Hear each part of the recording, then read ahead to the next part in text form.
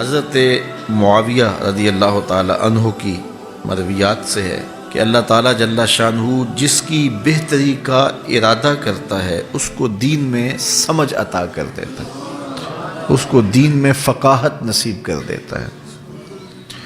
دولت کا کثرت سے مل جانا یا نہ ملنا یہ کوئی بات نہیں ہے۔ دولت اللہ انہیں بھی دیتا ہے جن پہ راضی ہوتا ہے، اور انہیں بھی دیتا ہے جن پہ ناراض ہوتا ہے۔ قارون کو دولت دی، فرعون کو دولت دی، بادشاہت بھی دی، حامان ہے، شداد ہے، شدید ہے، کتنے کتنے دولت مند اور تخت و تاج کے مالک گزرے، اللہ ان پہ راضی نہیں تھا، لیکن ان کو بھی دولت دی جن پہ راضی تھا۔ حضرت عثمان غنی کو دولت عطا کی، حضرت عبد الرحمن ابن عوف رضی اللہ تعالیٰ عنہ کو صحابہ میں سب سے زیادہ دولت مند حضرت عبد الرحمن ابن عوف تھے، ان کو بھی دولت عطا کی، اور بھی لوگوں کو، حضرت سلیمان کو پیغمبری بھی دی، دولت بھی دی، بادشاہت بھی دی۔ تو دولت وہ اسے بھی دیتا ہے جس پہ راضی ہوتا ہے، اور دولت اسے بھی دیتا ہے جس سے راضی نہیں بھی ہوتا، لیکن فقاہت فی الدین، دین کی سمجھ صرف اسے دیتا ہے جس پہ راضی ہوتا ہے۔ تو جس کو دین کا فہم دے دیا گیا، دین کی سمجھ دے دی گئی، اللہ تعالیٰ اس پہ راضی ہے۔ جس کی بھلائی چاہتا ہے، جس کی بہتری چاہتا ہے، اس کو اللہ تعالیٰ جل شانہ دولت دین دے دیتا ہے اور دین کی سمجھ عطا کر دیتا ہے۔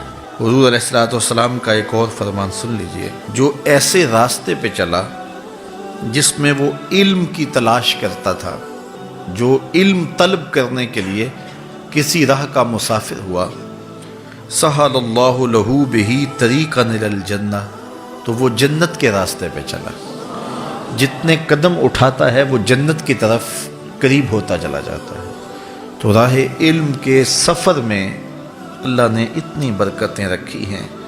حضرت سلیمان علیہ السلام کو اللہ نے اختیار دیا، یا دولت لے لو، یا بادشاہت لے لو، یا پھر علم لے لو، ان تین چیزوں میں اللہ نے ان کو ایک چیز اختیار کرنے کا اختیار دیا، یا دولت لے لو، یا بادشاہت لے لو، یا علم لے لو۔ انہوں نے کہا مالک مجھے علم دے دے۔ کہا اچھا تو نے علم کو اختیار کیا، دولت اور بادشاہت اس کے صدقے دے دی۔ ایک زمانے میں ایک ملک نے دوسرے ملک پر قبضہ کر لیا، تو جو بادشاہ وقت تھا اس کو گرفتار کر لیا۔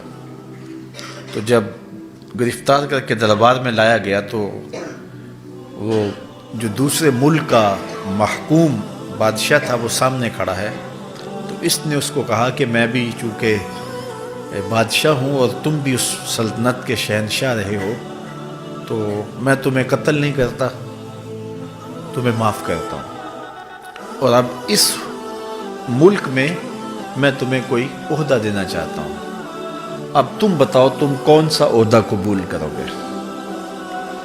اب ہمارے حکمران ہوتے ہیں وہ کہتے ہیں وزیر خزانہ لگا دو، لیکن اس نے کہا مجھے معلم لگا دو، مجھے ٹیچر لگا دو۔